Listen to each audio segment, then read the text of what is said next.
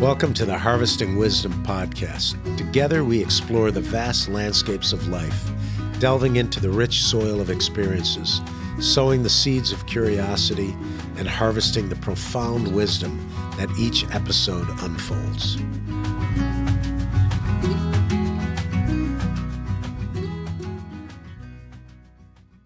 Hi, my name is Dr. Roselle. I'm here with Brennan. Welcome to another episode of Harvesting Wisdom.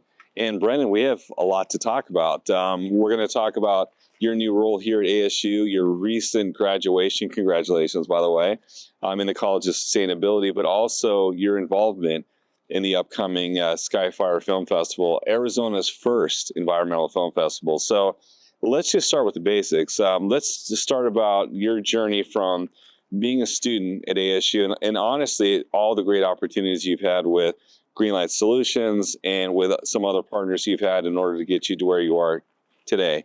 So you were a student that recently graduated with the College of Sustainability. How was that experience? Yeah, it was great. I love ASU's School of Sustainability. It feels like I found my people, definitely. All of my involvement kind of started actually my sophomore year. So I spent my freshman year in Arizona, sort of getting my bearings, being from out of state. But my sophomore year, I had come in contact with a program manager at the Zero Waste Department through the residential composting program at ASU, which I was a part of. And yeah, just from there, me and her hit it off. She ended up hiring me as a student worker. So I worked for Molly as a student worker for 2 years. And then as of yesterday, I took on a full-time position with Zero Waste. Let's back up for a hot second. What is the Zero Waste Department at ASU? What does that do? Yeah, so essentially we're an entire department dedicated to keeping waste out of the landfill. Okay, so it's waste diversion. Is that a service that's provided just to ASU, or is it citywide in Tempe, Phoenix? What is your scope of work for your department? Yeah, so our scope is ASU, but we do have partners with local community organizations to be able to divert waste off of campus and ensure that proper resource management is happening. And honestly, zero waste is an important thing, not only because you help prevent the landfills filling up, but if you do let some of the waste go to the landfill, it's actually one of the biggest it's a big contributor to climate change. So when you say you divert it, let's go through that process, because I'm sure there's a lot of people out there that don't know. How do you divert it? What do you do? It's not like you divert it from the landfill and hide it under your mattress. So what do you do with it? Yeah, so we have a variety of programs that keep waste out of the landfill. A couple examples of those will be our residential composting and office composting programs.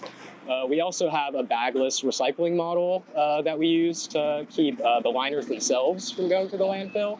And then we collect specialty recycling materials such as electronic waste, soft plastic, and then cardboard. Okay, so it sounds to me like it depends on the source.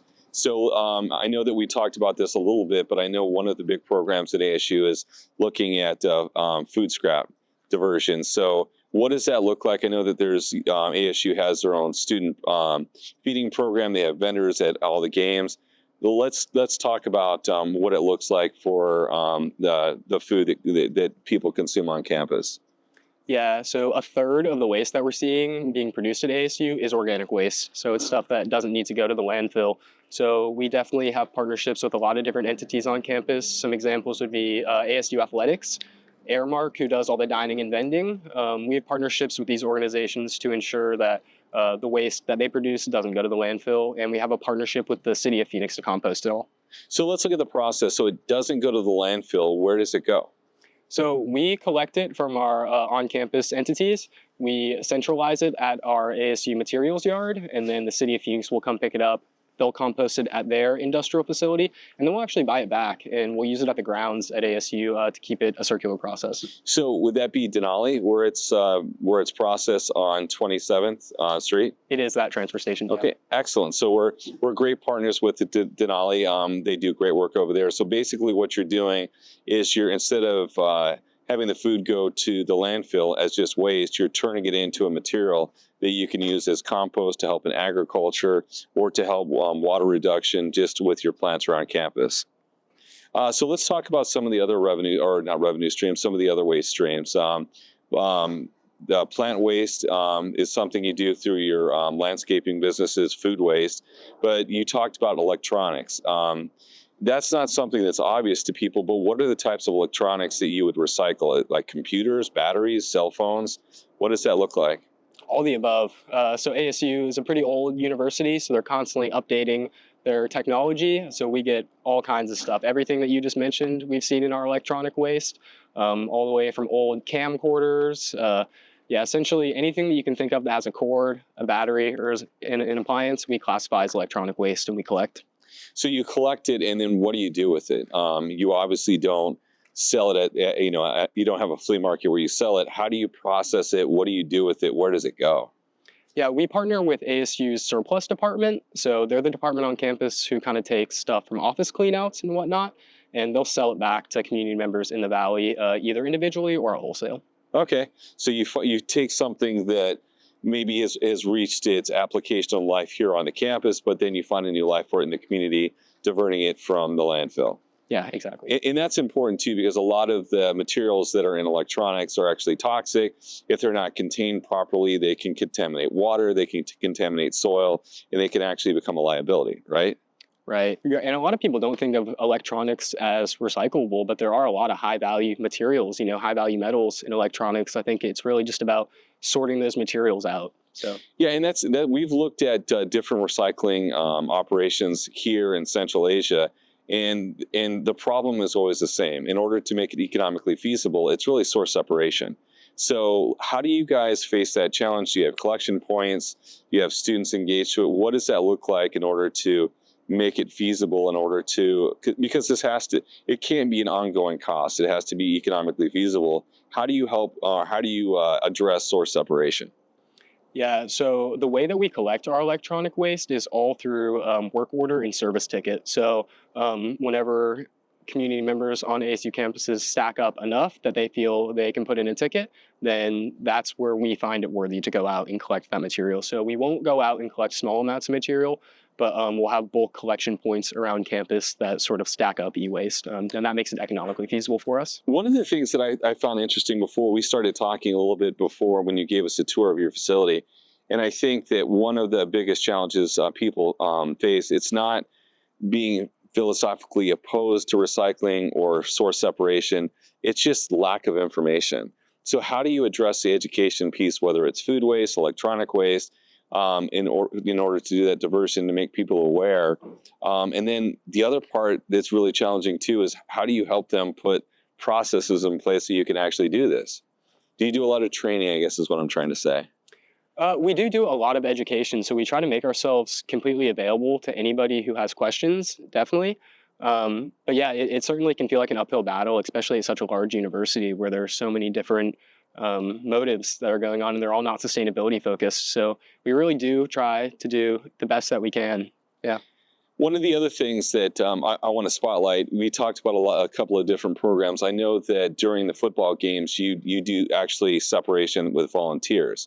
And you showed us some of the storage bins behind the camera right now, and the sorting tables. So when I took a tour with U.S. Compost Council as part of the conference, I found it fascinating, because I was expecting to see, when we went behind the stadium, there'd be these intricate machines, and no, it's just people at the table volunteering to source separate the materials so it could be sorted.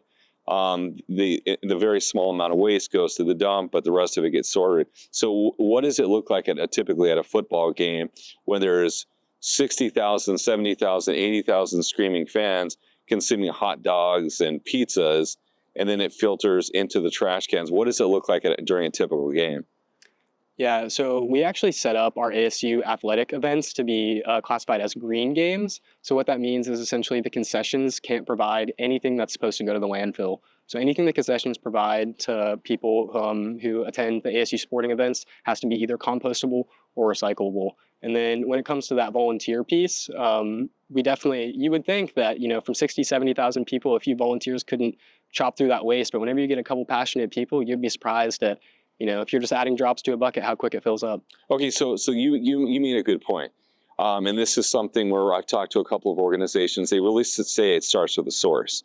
So the vendors that they use or the food providers they use, they look at the type of packaging materials has to be compostable. So, and this is a trend that I think that certain schools, K-12 schools, are starting to look at how they could be more sustainable. So they're looking at forks, plates, napkins. That's obvious, but not only that, the packaging that the food that they buy comes into. They don't want any waste coming in that can't be broken down and compostable. So that's the approach you take, right? Yeah, it is, and it's cool you mentioned that because we actually recently have launched a single-use pilot program, or a single-use plastic pilot program for reduction, and we are providing aluminum alternatives for single-use plastic water bottles. So okay. Example of that. So how does that work? So are you pushing that as a product? Are you making that a requirement? Are you trying to phase out plastic? Is that what I'm hearing? Yeah, we're trying to discourage our ASU community members from using single-use plastics. So we're providing the aluminum alternatives in vending machines.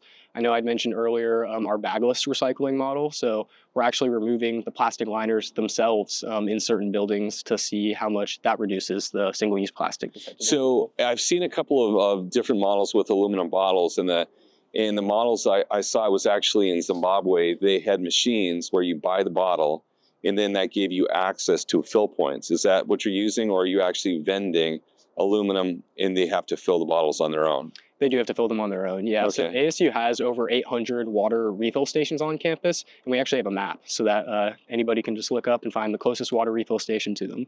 Okay, so I think that's important too, because sometimes when people make the transition, they don't think about the pain points. And the pain points is, okay, it's great that we have these aluminum water bottles, but are they accessible? And the example I gave from Zimbabwe, it's a commercial model where you would actually have to pay. I can't remember what the cost was to refill, but here it's free. It is, yeah, totally free. Oh, that's great. So let's talk about not only, we talked about your education career, we talked about your professional career, but let's talk about your passion project. A part of your educational studies, you actually did a documentary, and it was part of Peter Byck's program. That's how you and I connected, and you're going to help us find more students that shared their story and enter into the Skyfire Film Festival. Talk to me about why you took the class and the experience you had with Peter Byck. Let's start with that. Yeah, so why I took the class, I was originally looking at the capstone options for the School of Sustainability, and to be honest, they all didn't sound appealing to me, not a single one of them. But then I read into Peter's and I was like, this is very unique. You know, I'd never had any experience in film before, and then I got the opportunity to meet one of his former students who definitely talked the class up a lot, and that led me to taking it, and it was a great decision. So you had the opportunity, and we'll get into the content here in a minute. And just so our listeners know, we're going to include a link so that you can watch Brennan's film. But talk to me about the process. I did watch it, and I actually learned a lot, but it gave you exposure to experts from different parts of the state. What was that process like? You're not a film student, so how did you learn how to film? Let's start with that. How did you learn the process of making a documentary? Yeah, well, it was certainly a learning curve. One cool thing about Peter's class is it's a hybrid class between the School of Sustainability and the School of Journalism. Okay. So one of our group members was a journalism major, so she was definitely very helpful when it came to the technical, the editing, the camera shots, things of that nature. That was all very over my head. Where I feel like my expertise was very useful was during the interview portion, networking, reaching out to sustainability professionals and setting up and giving these interviews and trying to draw that passion out of them. Yeah, and in your documentary, it's a short, so I think it's around 10 minutes. You have 10 minutes really to present an idea, to raise people's awareness, but then to really get them compelled to act. So let's talk about the content of your documentary. Why did you pick it? Yeah, so light pollution is certainly, I picked it because I didn't know much about it. Okay. To be honest, I wanted to learn more about something, and even being a sustainability student, it's something that we really brush over. So I wanted to learn more about it, and I wanted to bring awareness to it. So light pollution, why should we care? To me, when I talk to people about light pollution, they categorize it as more of an annoyance than something that has a detrimental impact. What is the problem with light pollution? Yeah, well, people don't think of it as a type of pollution, like carbon pollution or plastic pollution, because it's not something physical, but it does negatively impact wildlife. It negatively impacts human health. Some examples would be nighttime pollinators. You think of bats, moths. These living organisms evolved in a world that was dark half the time. So whenever we introduce artificial lights at night, evolutionarily they can't keep up. Yeah, and that's a very to the point description. And what I tell people is, look, whenever you alter an environment, no matter how small or minuscule you think it is, even though it's not an annoyance to you, you adapt to it. It doesn't mean the environment's not being impacted. So if there are species that are impacted, it's going to affect the whole system. It might not be noticeable at first, it might not directly impact you, but there's going to be an impact. Your solution was great, or your tagline was great. What do you when you said, I don't want to say it, I want you to say it, but when you're saying the solution to light pollution is simply turn off the lights and it goes away. Turn off instantly. the lights. Yeah, I like that. So, what were any aha moments that you had during the filming? What was your biggest surprise? Well, definitely just how solvable the issue is. I feel like, taking on sustainability issues, again, going back to things like carbon and plastic pollution, these are issues we're solving for future generations. They're things that are going to be, not that they're not important to work on, but they're going to be really hard to clean up in our lifetime, and it's going to take a long time to do this. Whereas light pollution, we can see the Milky Way come back in Phoenix in our lifetime, if we were to just bring awareness to this issue and turn off the lights. So I know that whenever I discuss this issue, there's really two trains of thought. The first one is for new construction or new development in areas that are underdeveloped, and in those areas, there's ways or strategies you can use with the types of light you use, or just not having streetlights at all. But the other conversation has to do with existing construction where the light pollution exists, so it goes from greatly reducing, so it's a more conducive environment. Let's talk about the new construction. What are some of the recommendations for new construction in newly developing areas in order to lessen the impact of light pollution? Yeah, so it's all about where you're directing the light. So right now we shine a lot of light up into the sky, which is unnecessary. So if you're shining light down where it needs to go, that's the biggest way to mitigate the issue. And then also the color of light. So as we've developed, we've definitely come to love our LED lights, which are have a particularly negative impact on the environment. So if we were to switch away from LEDs to softer lights, things like amber lights, then this greatly reduces light pollution. Do you have any examples here in Phoenix where they've started to make that transition? Fountain Hills. Fountain Hills is a dark sky city, and they're actually opening up the Dark Sky Discovery Center there next year. So Fountain Hills, I would say, when it comes to in the Phoenix metropolitan area, they're ahead of the curve. So if you're out there and you're looking for a great example, that would be the example you'd point them to, right? I would say, yeah, Fountain Hills is a good area. Flagstaff is the first international dark sky city in the world. So there's definitely the history all kind of started over there. But what people don't really realize is there are these pockets of dark skies. When you get out of the city, you can see the stars. So whenever you come back into the city, you start to see the dome come back. So it's really about finding the pockets of dark skies, and we can turn our cities into those pockets if we change our infrastructure. Yeah, and now that you say that, I notice there are certain parts of the city that I drive through where I look at the streetlights, I'm like, oh, that's a different color. So I've noticed that there are certain parts in Phoenix where they've already started to make that transition. So it's not necessarily like we need to tear everything down. So it's a direction color of the lights, which is interesting. And that just is a matter of when they need to be replaced, or when they reach their life cycle, then they can replace these with better types of lights or the direction that will help with the pollution, right? Yeah, exactly. We don't need a technological solution to this issue. We have it. It's about awareness.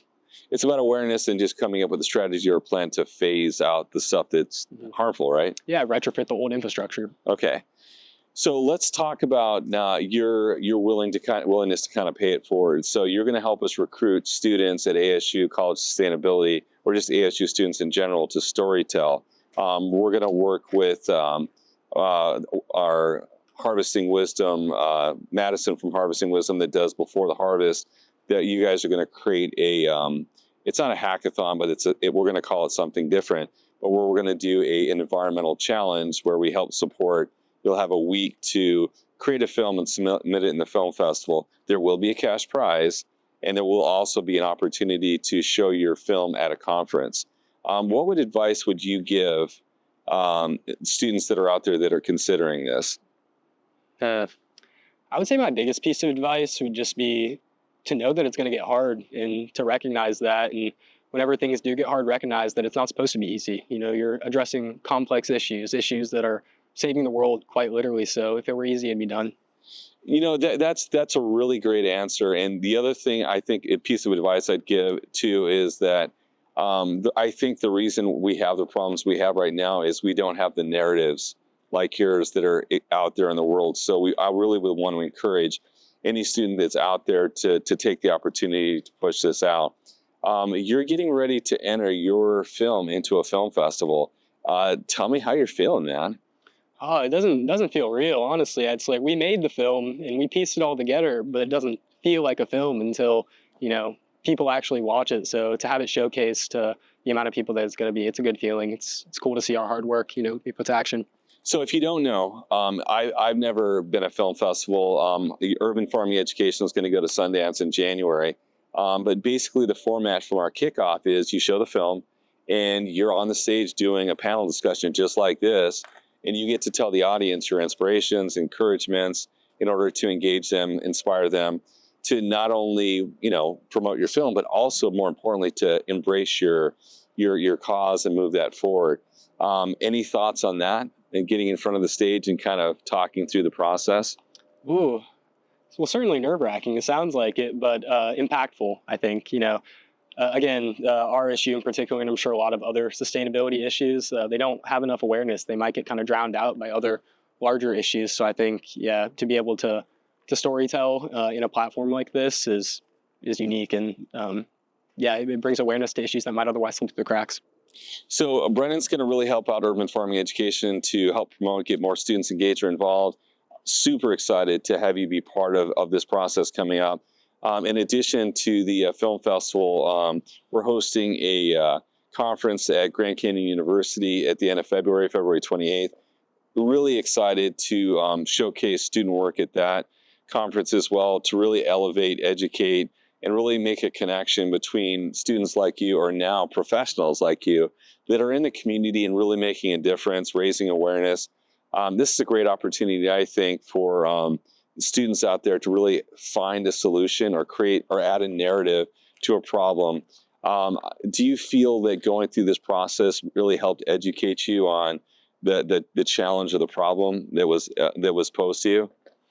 Absolutely. Yeah. Like I mentioned before, this is an issue that we brushed over in my studies. I feel like we talked about light pollution, but very surface level. So to be able to dive deeper into it and become passionate about it has been pretty cool. So if you're out there not knowing kind of what the direction of or what the overall purpose or program of study of the College of Sustainability is, talk to me about coming into ASU as a student, and what is the course of study, or what does a degree in sustainable studies prepare you to do when you graduate? Yeah, so that's the great thing about the School of Sustainability at ASU is there's a variety of different tracks you can pursue. So mine was energy, materials, and technology. Okay. There's also tracks in ecosystems, in policy, a variety of other things. So you can really hone in on your interest of what you want to do in the School of Sustainability. If you were going to give advice to anybody that was seeking a career in sustainability, what would that advice be? And draw on your motivations for pursuing this career. Yeah, I would say follow what you're passionate about. I'll tell you a little bit personal stuff about me of how I got into sustainability. I grew up in Florida and I grew up fishing. And I know a lot of people would think that that's contradictory. You like sustainability, but you like to fish. And for me, it's where my passion for sustainability came from, being in the outdoors, interacting with it and experiencing it. And it brought me an intense worry seeing that disappear around me. So yeah, the College of Global Futures and the School of Sustainability has given me a platform to alleviate that worry. Yeah, honestly, I think that there is a lot of misunderstanding what the word sustainability means. And I think depending on the application, there's different meanings behind it. But urban farming education really believes in stewardship, and sustainability is a big part of it. So when we think of sustainability, we think of three different spheres. We think of the community, we think of the environment, and we think of the economy. A lot of times where you see trouble is when whatever issue resource that's being utilized is being out of skew of those three. We really want people to be in the center, where we're making sure that we're using our resources, materials the best way possible so that they're preserved.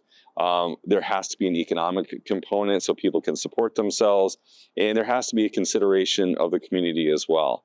So unfortunately, around the world, when places we go to, when that's out of whack, we see resources being used up, or a lot of times there's a kind of a stranglehold on a process that's outdated. It's not the most efficient use of the materials, and people are unwilling to change, whether it's they don't want to shift away to a different technology because they have control over one or a resource, or there's just a lack of knowledge. So you kind of addressed all of that when you said being on campus, you're making people aware, you're educating people, and then you're giving the opportunity to engage in that new practice. Yeah, absolutely. I think it's so important, even if it's not affecting numbers, not affecting weights. I think it's so important to engage the community, because the inspiration that we see them leave with from our events, it transcends into other things. If they're willing to sort their waste properly and they get inspired by that, then it makes them more likely to save energy, more likely to save water. And yeah, that transcends out to other sectors of sustainability. Yeah, so I think the big thing walk away for me whenever I have a discussion about sustainability really is, are we using the resources we have in the most effective, efficient way? Is there a better way? Is it impacting the environment? Is it impacting the economy? Is it impacting the community? And how can we find a balance between those three stakeholder groups? And if we continue to ask those questions, if we continue to find a balance between the three, we'll be on a winning track. As far as the sustainability in the programs that you're involved in now, is there any technology emerging or any new practice emerging that you're really excited about? I know that there's a lot of talk out there about AI and how that's going to change or implement work habits, but is there a sustainable breakthrough technology out there, whether it's in energy or in anything else that's really changing the game, so to speak?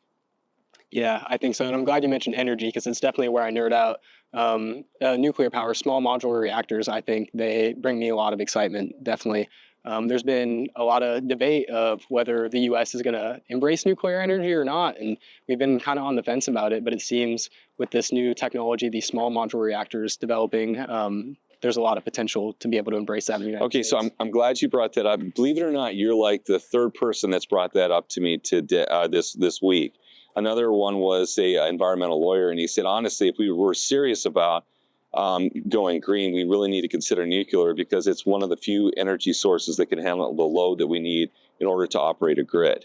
Talk to me about why nuclear energy is so important when creating a green energy.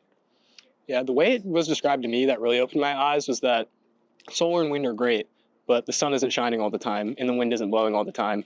With nuclear energy, you can create power 24/7. It's a baseload source of power. So it's really about getting energy where it needs to be when the demand is high. So nuclear power supports that. So and this is something that I was always curious about. What do you think? What is the holdup? What is the resistance when it comes to nuclear energy? Why are people against it? I'm hearing different things. I'm hearing, the powers to be are committed to fossil fuels. They don't want to make the transition because they'll have to shift from an asset that they control to one that they don't necessarily control.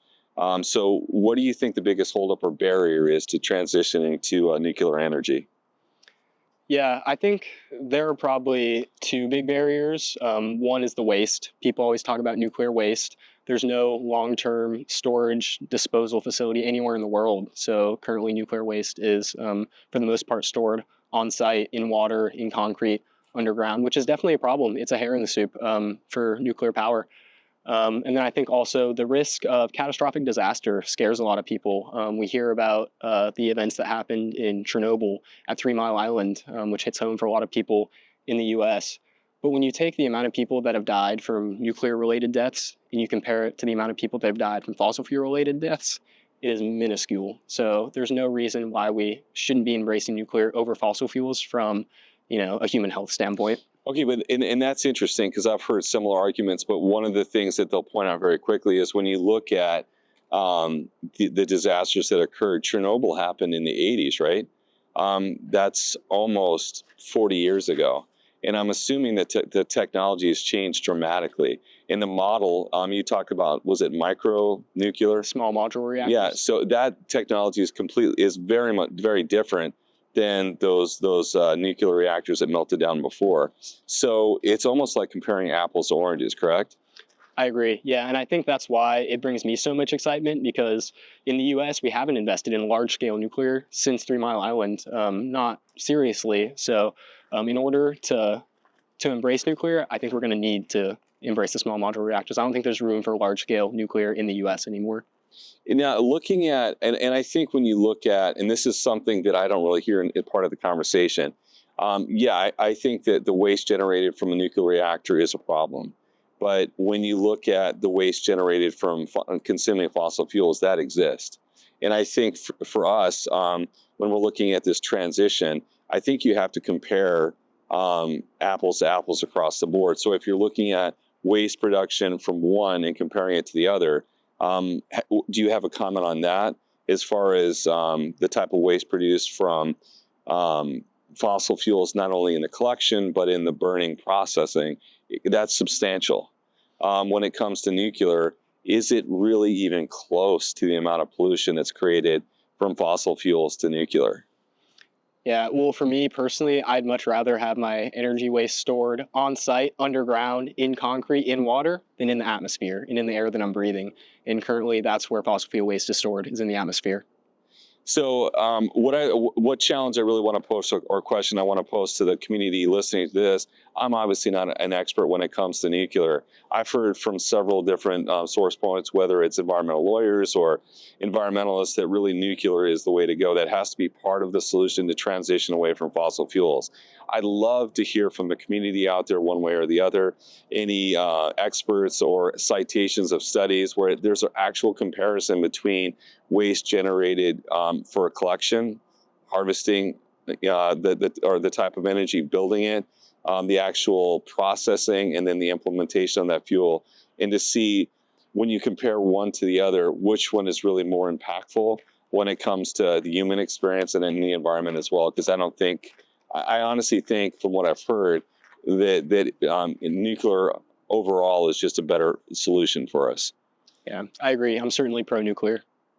Well, you know what, Brennan, I really am looking forward to the next couple of months. We're going to get you engaged and involved with students at ASU, Scottsdale Community College, GCU, in order to get stories out and being told from a unique perspective, from the students' perspective, that are emerging as leaders within the field. Make sure that you like and subscribe to our podcast. And do me a favor, give Brennan some love, watch his podcast, send him feedback in our comments section on what you thought. And again, if you know somebody that's an expert in nuclear fossil fuels, we'd love to hear from you and to help us get this conversation continued. Thank you very much. Thanks a lot, Joe. Yes, that's great.